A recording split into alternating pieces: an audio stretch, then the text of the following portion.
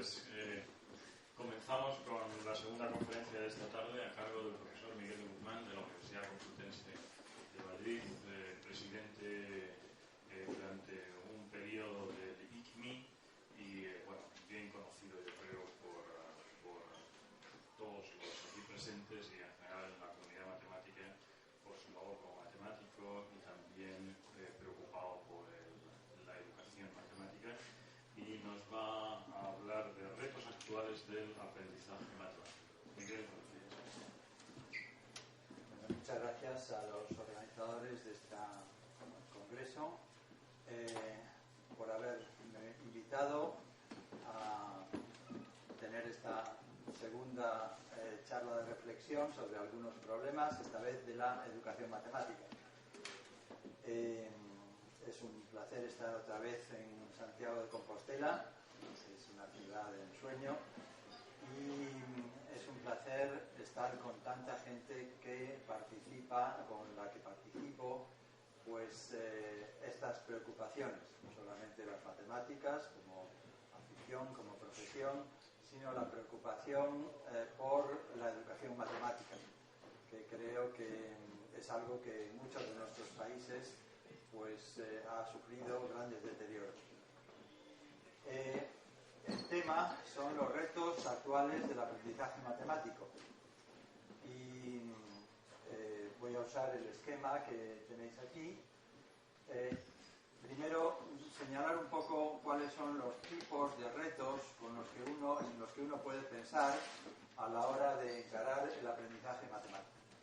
A mí me parece que el más importante y al que voy a dedicar después más tiempo es el que se da en el entorno interior del que aprende. Y ese reto fundamental es la carencia de motivación. Para aprender es necesario querer aprender. Se ha dado una definición de la enseñanza que a mí me parece muy buena, y es enseña bien aquel que hace que sus alumnos aprendan. Y para hacer que los alumnos aprendan, lo primero que tienen que hacer es que quieran aprender. Eso se llama motivación. Y entonces, pues cuando el alumno está motivado, pues realmente todo va cuesta abajo. Cuando el alumno no está motivado, entonces no hay quien pueda con él. De manera que no es en gran parte una cuestión externa, sino una cuestión interna. ¿Cómo se logra la motivación? A eso nos vamos a ocupar después. En segundo lugar, en nuestro mundo es necesario fomentar esa motivación porque existe una competición muy fuerte con otras fuerzas atrayentes de nuestro mundo.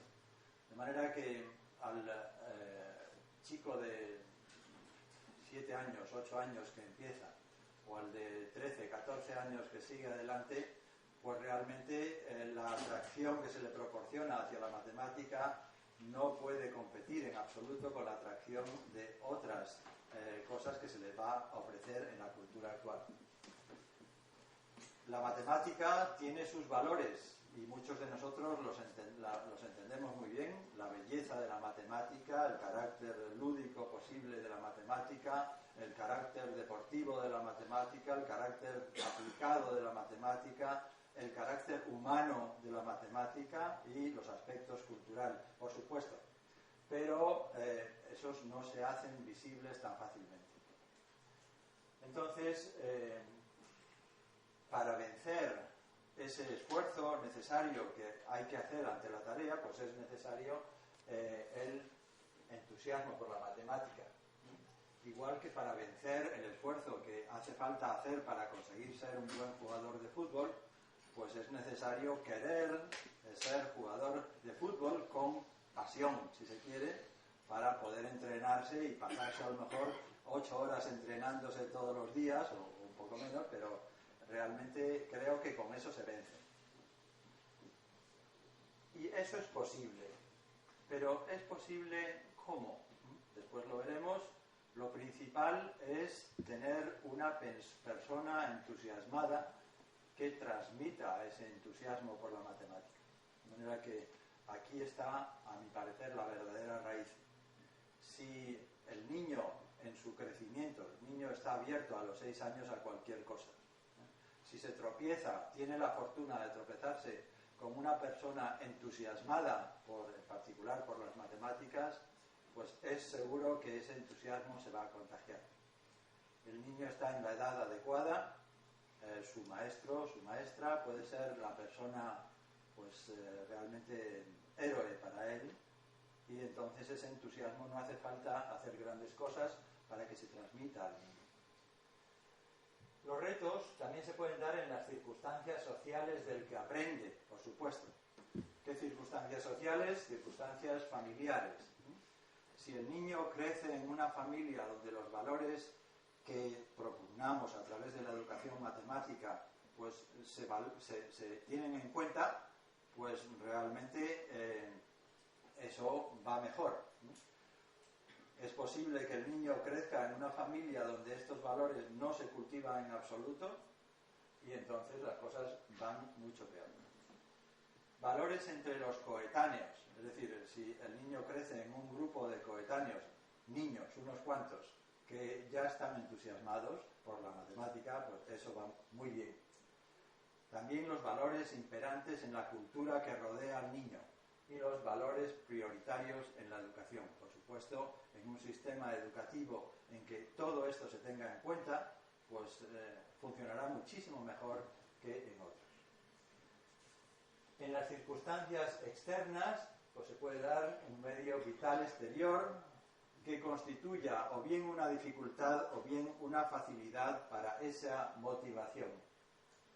Los medios concretos para el aprendizaje, por supuesto, textos, libros, instrumentos, se pueden convertir, como en cierta época pues se han convertido, en una rémora.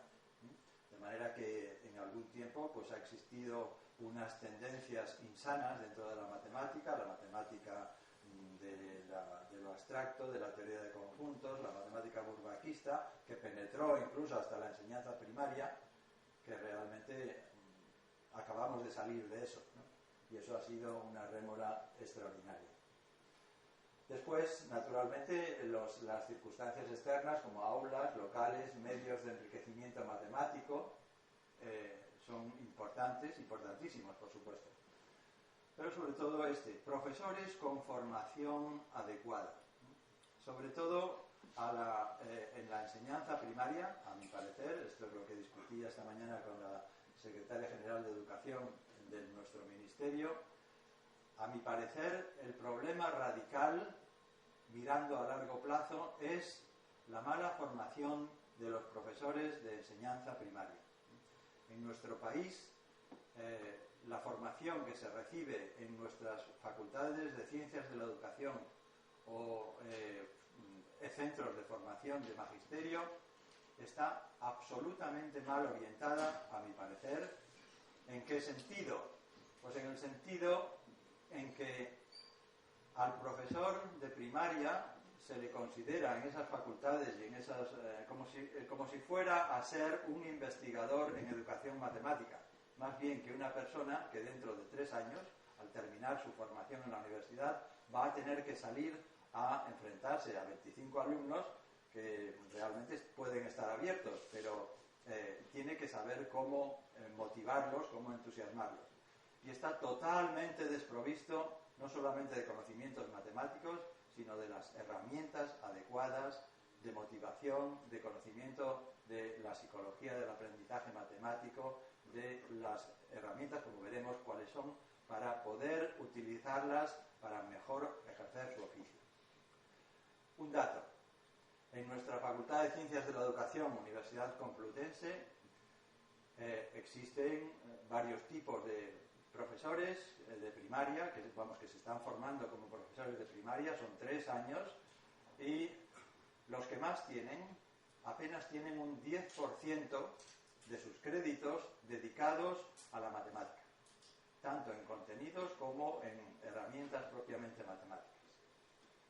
Todo el resto, casi todo el resto, se va en la pedagogía abstracta, en principios de psicología que a lo mejor pues, son también abstractos y que les formarían tal vez para ser investigadores en eso, más que en ejercer la profesión que han de ejercer. y como la nuestra, pues casi todas las facultades en nuestro país. Creo que de eso se está resintiendo enormemente y se va a resentir mucho más como no cambiemos nuestra formación de los niños para las matemáticas en primaria. Alrededor de la motivación del aprendizaje de la matemática. Los psicólogos ya dicen lo afectivo es lo efectivo. De manera que, esa es la definición que he dado antes también, enseñar bien consiste en conseguir que los estudiantes aprendan y para eso que quieran aprender. De hecho aprendan, por supuesto. Ejemplos de motivación en matemáticas. Los tenemos realmente de la historia, los grandes de la educación, de la matemática, como Pascal. Aquí me parece que tenéis un Pascal. Pascal, según cuentan, el héroe, cuando él tenía pues 12 años, era su padre. Su padre era matemático, pero no le quería enseñar matemáticas. Pascal nunca fue a la escuela. Pascal se formó en casa. Pascal se formó por su padre, que le enseñaba todo. Y entonces su padre no quiso enseñarle matemáticas porque le veía venir y entonces veía que si le enseñaba las matemáticas solo se iba a dedicar a matemáticas. Le digo, primero aprende latín, griego, literatura, humanidades y después aprenderás matemáticas. Reacción de Pascal, efectivamente aprendió latín, aprendió griego, aprendió humanidades, pero, según cuenta su hermana, un buen día a los 12 años se lo encontraron en el desván donde había inventado los elementos de Euclides hasta la proposición 32. Probablemente esa geografía, la vida de santo, escrita por su hermano, pero eso es lo que dicen las historias. Realmente Pascal fue motivado para las matemáticas y fue apasionado por las matemáticas, por supuesto. A los 16 años ya había escrito un artículo muy importante sobre cónicas que fue publicado y que era el asombro. Incluso Descartes no se creía que aquel niño hubiera podido escribir aquel artículo. Bien, este es Blaise Pascal. Gauss, Euler. Euler es el hombre que pierde la vista por las matemáticas y por la computación, como sabéis, ¿no? Y Euler realmente dedicó su vida a las matemáticas, una vida intensa, enormemente entregada. ¿Y qué es lo que tenía de particular Euler? Pues su motivación principal, como se puede ver, una de las motivaciones, no la única, pero una de las fundamentales fue el carácter lúdico de las matemáticas. Todos sabemos lo de los puentes de Königsberg. Pues los puentes de Königsberg fue simplemente la respuesta de Euler a un juego que se habían propuesto los habitantes de Königsberg. Y entonces, pensando, él dio la solución de aquel problema, recorrer los 7 puentes de Königsberg sin recorrerlos 2 veces, recorriéndolos todos, sin pasar por ninguno 2 veces, y con eso empezó la teoría de grafos. Bueno, esa era motivación. Euler dedicaba horas y horas, impresionante su trabajo, la cantidad de obras que publicó. Gauss es otro de los ejemplos famosos. Aquí está Gauss. Como sabéis, las historias que se cuentan de él, a los 3 años ya le corregía a su padre, que era contable en una mina, me parece, le corregía las cuentas y mientras estaba jugando él, le oía a su padre echar las cuentas en altavoz. Y entonces, en un momento dado, papá, te has confundido, ahí está mal. Bueno, Euler dijo después que él aprendió a sumar y a hacer operaciones antes que hablar. Que es una cosa curiosa. A los 5 años, todos conocemos la anécdota de Euler, que su maestro le pone a todos los niños de la clase que sumen del 1 al 100 y entonces solían tener una especie de pizarra pequeña la que escribían y entonces pues una vez que habían hecho la tarea pues la volvían del revés y la ponían sobre la mesa. ¿Qué esperaba el profesor? Pues que le dejasen en paz un ratillo, ¿no? Mientras hacían aquellas cuentas. ¿Qué hizo Gauss? Pues Gauss, antes del minuto, pues ya puso la pizarra. El profesor no se lo creía hasta que cogió aquella cuenta, sumar los números del 1 al 100 y vio 5050, el resultado. Bueno, ¿qué es lo que había hecho Euler? Pues sumar 1 y 100, 101, 2 y 99, 101, de manera que la suma de todos va a ser 50 veces eso, 5050.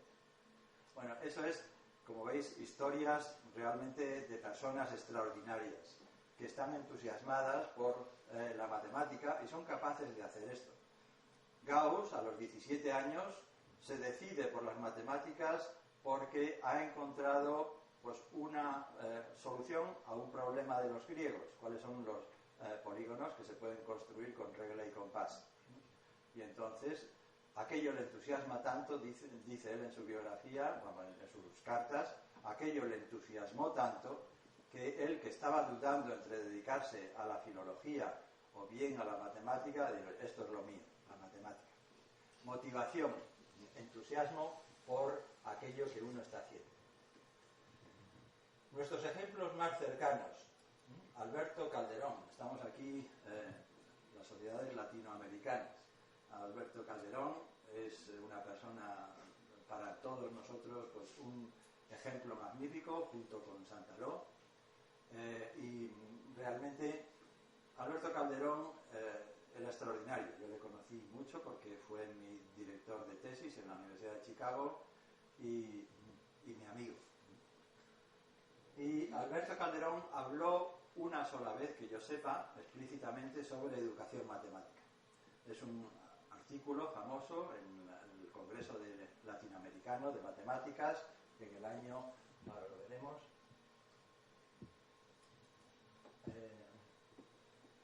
os recomiendo a todos el leer estas reflexiones sobre el aprendizaje y enseñanza de la matemática. Alberto Calderón. El único artículo que Calderón escribió sobre educación matemática. El año 1986. Y entonces cuenta su historia. La tenéis ahí. Vamos a ver si la sacamos un momento. Aquí. Esto lo he puesto en grande para que se vea. Y él cuenta la historia de su dedicación a la matemática. Él dice ahí, insisto, la resolución de problemas no triviales nos hace palpar el poder de nuestra imaginación, que controladas por el razonamiento riguroso nos hace descubrir realidades cuya existencia no sospechábamos. La experiencia de esto impresiona a las mentes jóvenes y es de por sí capaz de despertar plenamente vocaciones latentes. Y habla de su caso. En mi caso personal fue así. Él estaba en Suiza, en un colegio de segunda enseñanza, y entonces lo cuentan, no lo voy a contar, no lo podéis leer. Esto lo tenéis en mi página en la red, si alguno está interesado, entero, ¿no? De manera que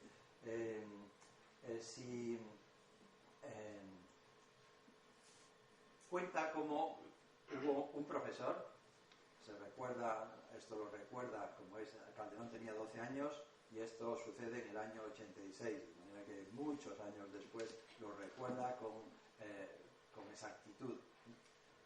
El profesor había él hecho una travesura, dice, y entonces el profesor le castigó a no esquiar durante 3 días en Suiza. Entonces, cuando se lo pensó 2 veces, el profesor le dijo, bueno, si me resuelves este problema que te voy a proponer, pues entonces sí que te dejo libre del castigo. El problema, pues era un problema de geometría, sencillo, y era, sencillo, como veis no es sencillo porque no lo resolvió Calderón tampoco en aquel momento, pero casi. Era construir el triángulo ABC, conociendo isósceles, se conoce la altura y se conoce la suma del lado de la base y uno de los lados. De manera que ese triángulo, podéis ver la solución que dio Calderón, simplemente está casi ahí toda ella. Si conoce el lado AB y conoce la suma con este lado, pues entonces toma la mitad de esto aquí, la mitad de esto de este lado, que es el mismo por ser isósceles, aquí, y entonces resulta que conoce A', B', y al conocer la altura conoce el punto C. Bueno, pero eso no es suficiente para determinar el lado. Él lo que quería era determinar el triángulo, es el triángulo ABC. Pero entonces dice, bueno, este punto, ¿dónde está? Pues es el punto que está a mitad de esta distancia, es decir, AC es 2 veces AA'. De manera que si yo diera con dónde están los puntos tales que la distancia a un punto que ya conozco es el doble que la distancia a otro punto, que conozco también, ya está resuelto. Bueno, esa es la solución de Calderón. Naturalmente que eso es... Él se dio cuenta de que eso era una circunferencia. Y entonces la intersección de esa circunferencia con la recta AB, A'B', pues entonces eso da la solución para encontrar el punto A. Y el punto B, pues por simetría. Bueno, él no conocía ese lugar geométrico, está en los griegos, por supuesto, pero al profesor Berkovici, que se llamaba, pues le pareció suficiente. Y es así como termina la historia. El problema, dice, me sedujo y despertó en mí una avidez por resolver más y más problemas semejantes. Este pequeño incidente puso de manifiesto cuál era mi vocación y tuvo una influencia decisiva en mi vida. También esto ilustra el impacto que la resolución de problemas puede provocar. Es decir, como veis, toda la vida de un Calderón está en este momento en que siente tanto placer por esto que dice, esto es lo mío. Y a partir de entonces, dice él, le pidió al profesor Berkovici que le diesen muchísimos más problemas de aquellos. Esta es la motivación de Calderón.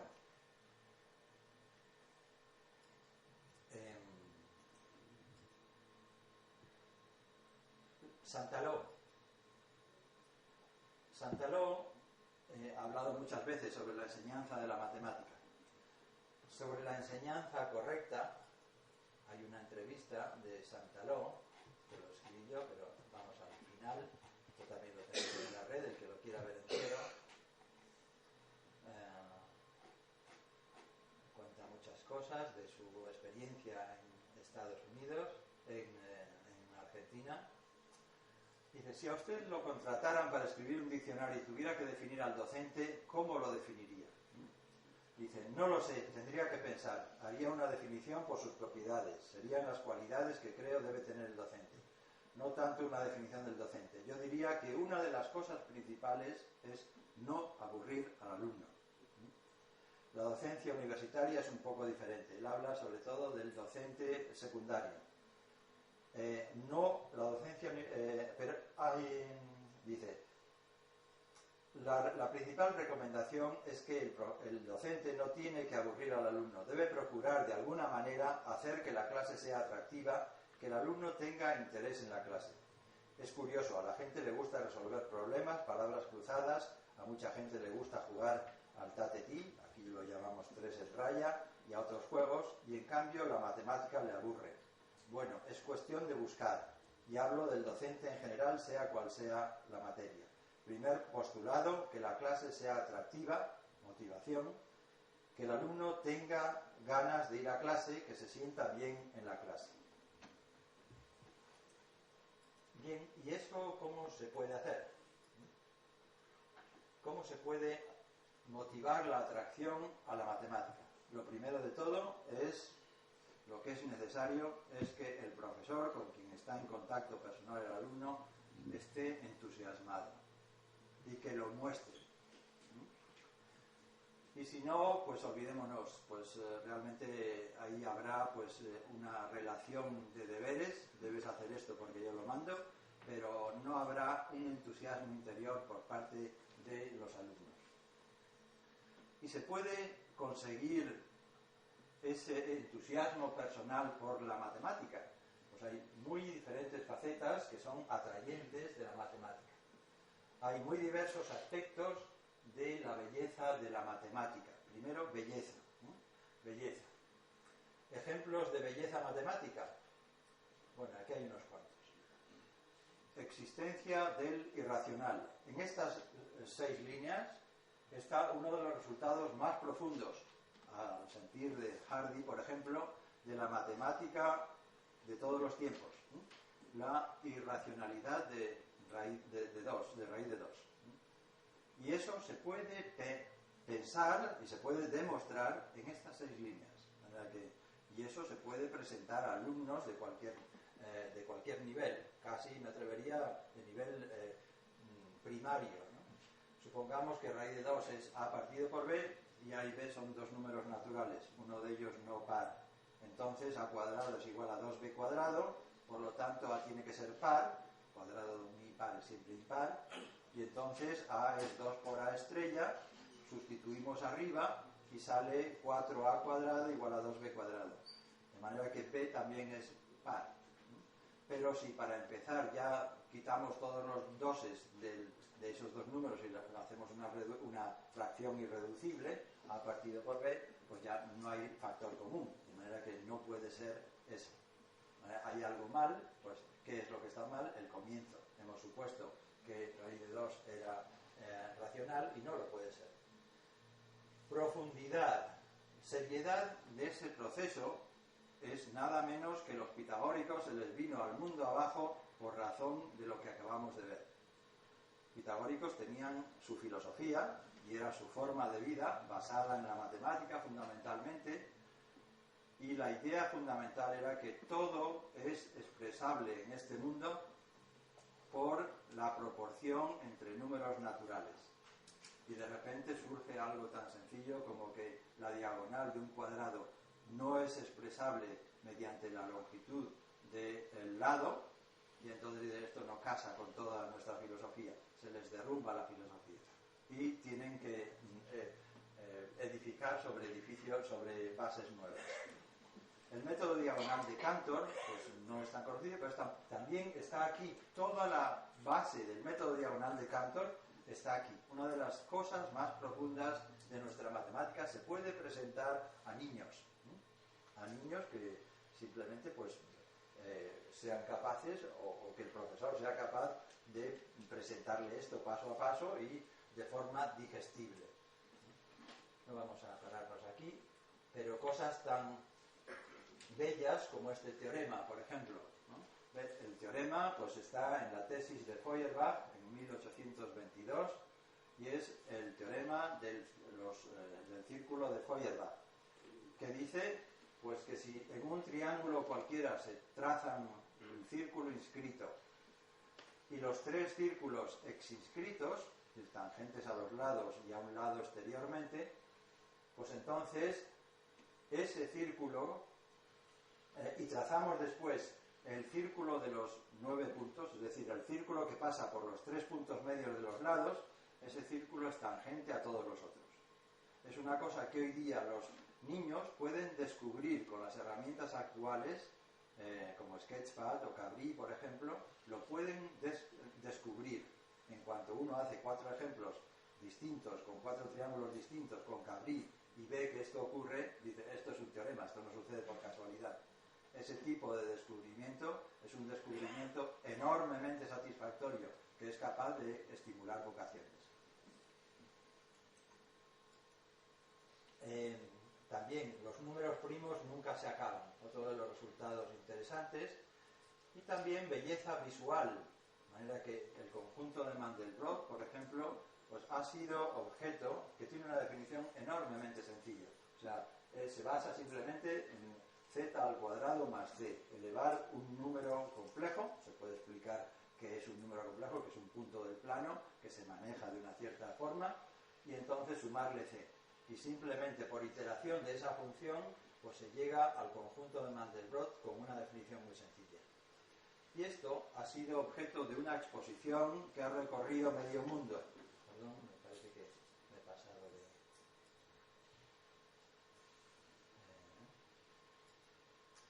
conjunto de Mandelbrot, está aquí. Esto ha sido objeto de una exposición que se llamó La belleza de los fractales, por matemáticos de la escuela de Bremen, y constituyó después un libro que tuvo un éxito extraordinario. Y y es simplemente una excursión por el conjunto de Mandelbrot. De manera que la motivación se puede conseguir a través de la presentación de lo que es la belleza matemática, belleza en muchos sentidos, armonía intelectual, seriedad, profundidad, por lo que alcanza, y también belleza visual de la matemática. No la voy a recorrer entera, pero aquí simplemente este es el conjunto de Mandelbrot, que es un conjunto que está definido matemáticamente de una forma bastante sencilla, y entonces se colorea, se hace una excursión por el conjunto de Mandelbrot. Se toma este cuadrado, se hace un zoom y resulta esto. Aquí se ha tomado esta sección del conjunto de Mandelbrot y aquí resulta, al aumentarlo, al hacer un zoom, esto. Se toma, por ejemplo, esta sección y esta parte del conjunto de Mandelbrot, se hace un zoom y resulta en un caso esto, y esto es... el conjunto de Mandelbrot está tan explorado como los cráteres de la Luna, ¿no? Y tiene nombres también para todos estos valles. Se ha cogido esta parte, y de esta parte que está aquí ya en grande ampliada, se ha cogido esta zona, y aquí tenéis lo que resulta cuando la ampliamos. Parece variedad infinita de forma, riqueza infinita contenida en una expresión como z cuadrado más c, simplemente. Bueno, y aquí se sigue haciendo algo semejante, y aquí está lo mismo. Esto me parece una especie de escalera de caracol. Aquí se ha tomado esta parte y, como veis, van surgiendo formas que son bellas, y además que los colores aquí tienen su significado, de manera que se da colores según los puntos que no están en el conjunto de Mandelbrot. Esto que estamos viendo es la frontera del conjunto de Mandelbrot, donde hay realmente diversidad.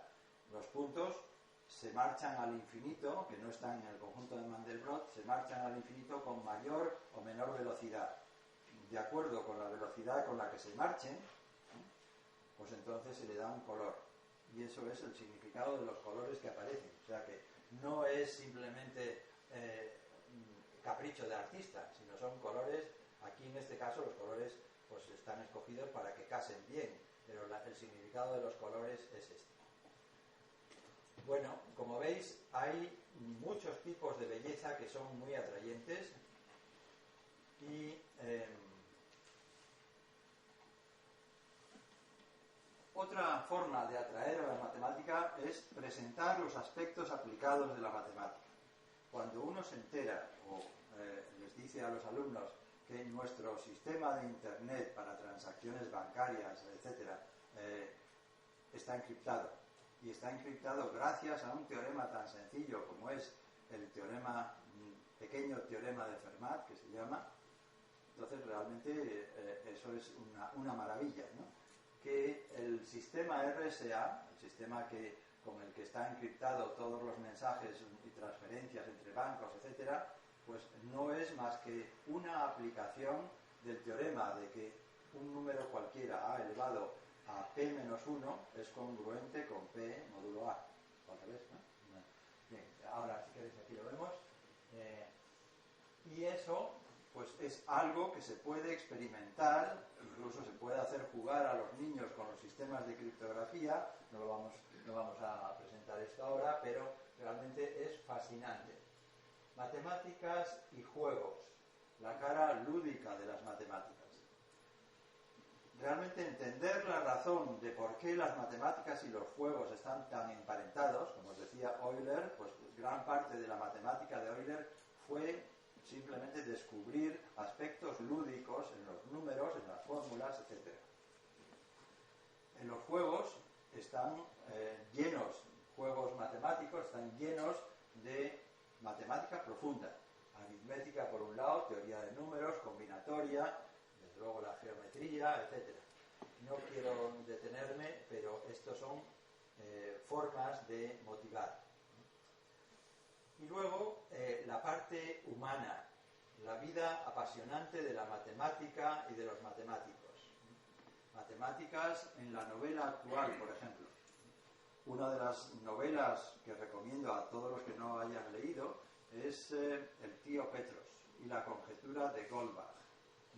Una novela extraordinaria, es 200 páginas o menos, pero es una novela que se lee, no se te cae el libro de las manos en absoluto, en ningún momento. Está escrita por un matemático, está traducida a todos los idiomas y simplemente narra la pasión de un matemático por su investigación alrededor de la conjetura de Goldbach. Como sabéis, la conjetura de Goldbach es simplemente que todo número par es suma de dos números primos. A veces de diferentes formas, pero todo número par es suma de dos números primos. No hay demostración todavía.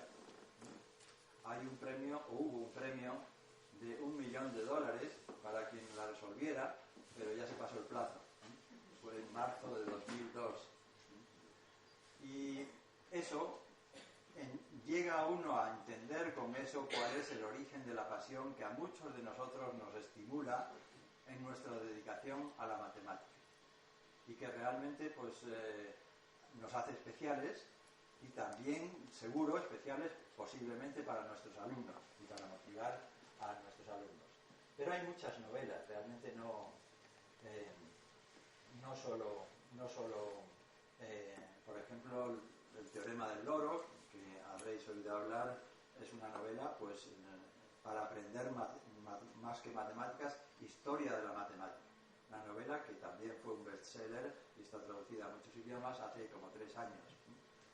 En la antigüedad ha habido mitos matemáticos, como el mito que aparece en la República, el mito que aparece en El sueño de Escipión. Kepler escribió una novela de origen matemático también, se llama Somnium, y es un viaje a la luna, ¿no? Anticipándose con mucho a Euler, por ejemplo. La novela y el teatro está presente en las matemáticas actualmente. Como veis, las películas, ¿no? La matemática está en las películas, como Enigma, muy recientemente, ha salido en las pantallas de nuestros cines en España, y, por ejemplo, pues Una mente maravillosa también, pero hay otras muchas. Hay todo un lugar en internet donde podéis ver todas las películas que tienen trasfondo matemático. Es Math in the Movies, se llama la página. Math in the Movies. Matemáticas en las películas. Yo no sé si la tengo aquí, si alguno. Hay novelas enteras escritas o por matemáticos o sobre matemáticas. Por ejemplo, Abbott escribió Flatland, que es Planilandia. Aquí tenéis la novela en castellano. Y es sobre la historia, como dice él mismo, Abbott, que no sé si tengo aquí dice, con ello intenta, a través de las aventuras y desventuras de un cuadrado convertido en apóstol de la tercera dimensión en el obtuso país de las 2 dimensiones, contribuir al ensanche de la imaginación y al posible desarrollo del rarísimo y excelente don de la modestia entre las razas superiores de la larga, ancha y profunda humanidad. Era una intención. Bueno, y por supuesto pues están muchas de las obras de Lewis Carroll. Alicia pues no es un libro de matemáticas, pero está escrita por un matemático y en muchos aspectos es una forma de pensar ciertamente matemática del absurdo, por supuesto. Espíritu deportivo en la resolución de los misterios de la matemática, ¿no? Bueno, aquí yo en la contribución escrita pues presentaré muchas cosas de estas, pero ahora ya se me va pasando la hora, de manera que voy a cortar. Y otra cosa es el aspecto manipulativo de la matemática que puede atraer la atención. Por ejemplo, ejemplos de geometría y topología. Por ejemplo, una cinta mágica.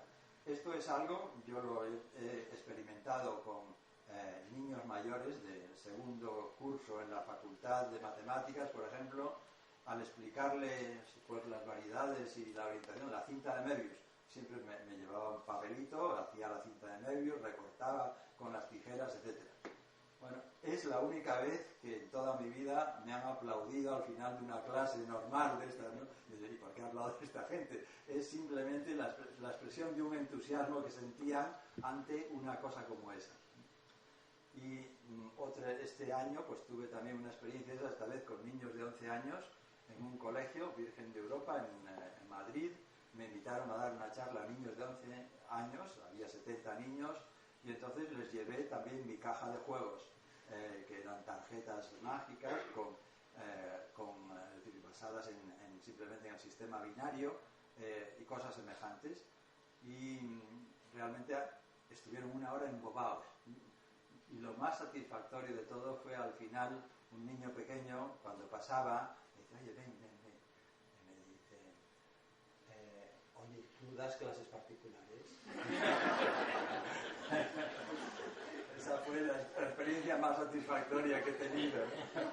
Bueno, ¿eso qué quería decir? Pues que aquel niño había visto algo diferente, ¿no? Había visto a través de como veis, a través del juego, motivación. Eso es lo que yo quisiera transmitir, que hace falta algo de esto para hacer frente a nuestros retos de la enseñanza actual.